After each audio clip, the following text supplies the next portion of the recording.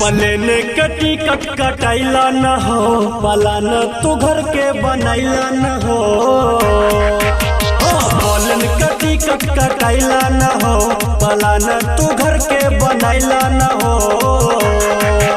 अब देखो एले सबके भैया, अब बनवाला राखी कलैया में बाबा ले लगबे भैया। अब बनवाला राखी कलैया में बाबा ले लगबे भैया।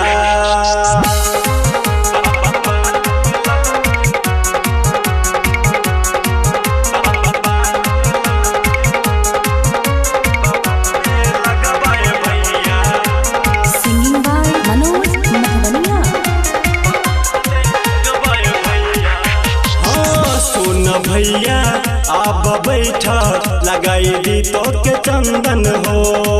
तोरा जेहन भैया सबके मिल करे छी बंधन हो।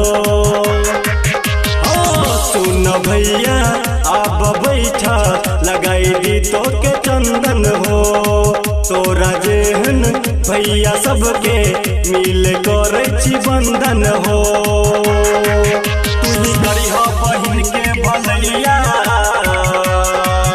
अब बनवाला राखी कलैया में बाबा ले लगबे भैया। अब बनवाला राखी कलैया में बाबा ले लगबे भैया।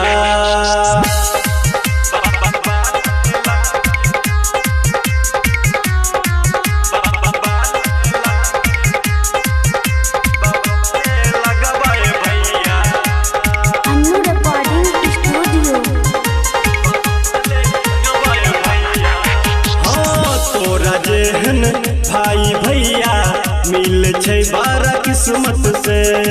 श्याम कमलेश मनोज भैया रहे छी तोरे हिम्मत से। हाँ तोरा जेहन भाई भैया मिल छे बारा किस्मत से। शंभु कमलेश मनोज भैया रहे छी तोरे हिम्मत से।